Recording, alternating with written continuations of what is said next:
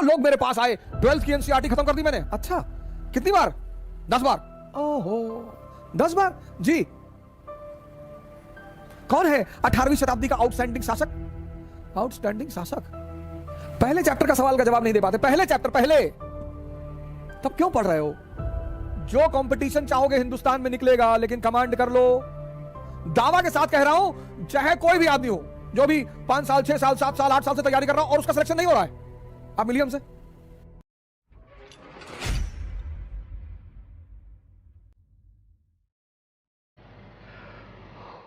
मैं बार बार तुमसे, जब भी मैं आता हूं आज शाम के मंच में, मैं आप लोगों से एक ही बात कहता हूं, पढ़ो दिमाग को जिंदा करने के लिए।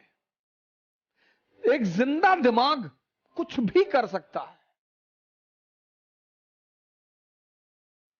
वो आईएएस बन सकता है, वो डॉक्टर बन सकता है, इंजीनियर बन सकता है, मेंबर ऑफ पार्लियामेंट बन सकता है, प्रधानमंत्री बन सकता है, और फाइनली वो बुद्ध भी बन सकता है। इसीलिए तो मैं आपसे कहता हूं, ध्यान करो। ध्यान का मतलब ये थोड़ी कह रहा हूं घर से भाग जाओ, हिमालय चले आओ।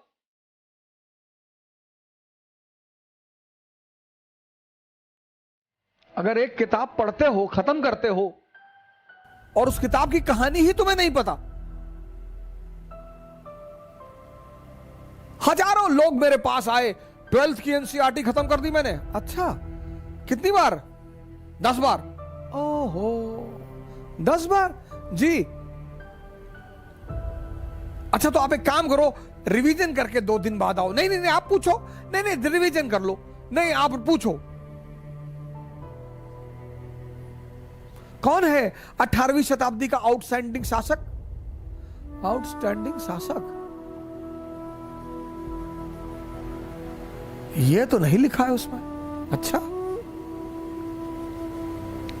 महादजी सिंधिया की उपलब्धियां बताओ 18th सेंचुरी में। महादजी सिंधिया और सिंधिया और होलकर के बीच निरंतर जो लड़ाई चल रही थी, उसकी वजह बताओ।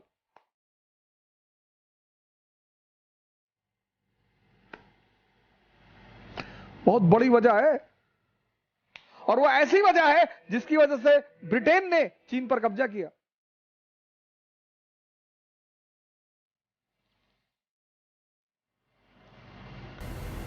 पहले चैप्टर का सवाल का जवाब नहीं दे पाते। पहले चैप्टर, पहले, तब क्यों पढ़ रहे हो? नहीं, नौजवान क्रांति में आप नहीं पढ़ा रहे हैं तो कितना पढ़ोगे? एनसीईआरटी पर कमांड कर लो। जो कंपटीशन चाहोगे हिंदुस्तान में निकलेगा, लेकिन कमांड कर लो।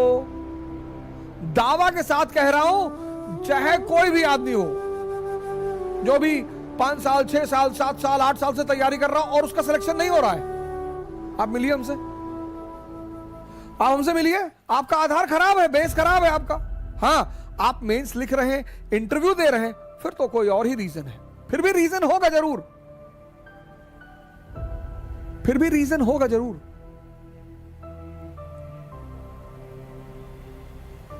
तुम्हें कहानियां ऐसी समझ में आती नहीं, तुम रटते हो तो तुम्हारे मन को मजा नहीं आता, तुम्हारे मन में ये चीजें रिपीट नहीं होती, क्योंकि तुम समझते नहीं हो।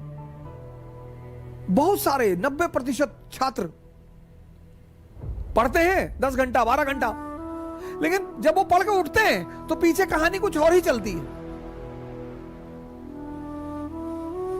पढ़ना जानते हैं, सेव करना नहीं जानते।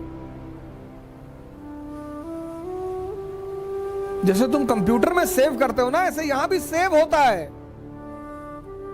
अब इसको जो चीजें पसंद है वो खुद ब खुद सेव कर लेता है। आपको कोई कविता अच्छी लग गई, अपने आप सेव हो जाएगी।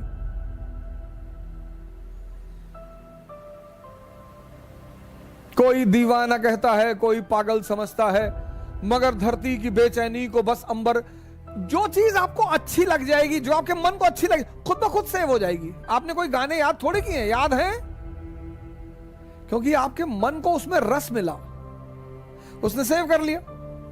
लेकिन जब आपने अमेरिकी क्रांति पढ़ी, इसको रस मिला ही नहीं। इसने सेव ही नहीं किया।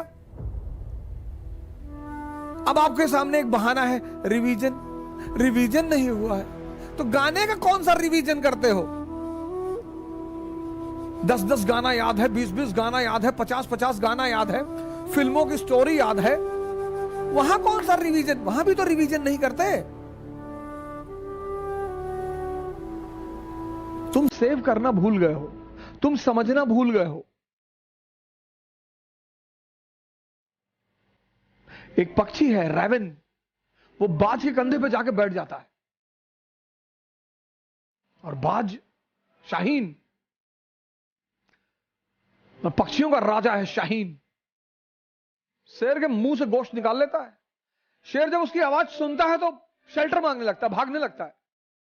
उसके कंधे पे जाके रैवन नाम का पक्षी बैठ जाता है।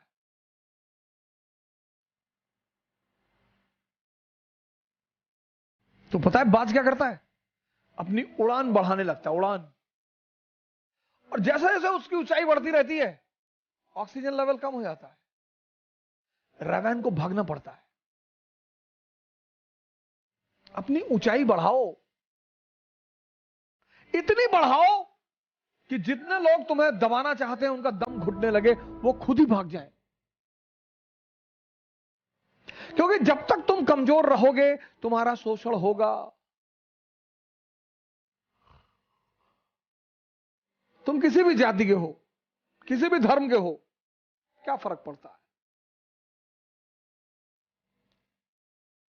जब तक तुम कमजोर हो, जब तक तुम डिपेंडेंट हो, तुम्हारा शोषण होगा। नियम है, नियम है, नियम। अपनी सारी ताकत अपने में लगाओ और अपनी ऊंचाई को इतना बढ़ाओ, इतना बढ़ाओ कि तुम्हारे जितने अगल बगल लोग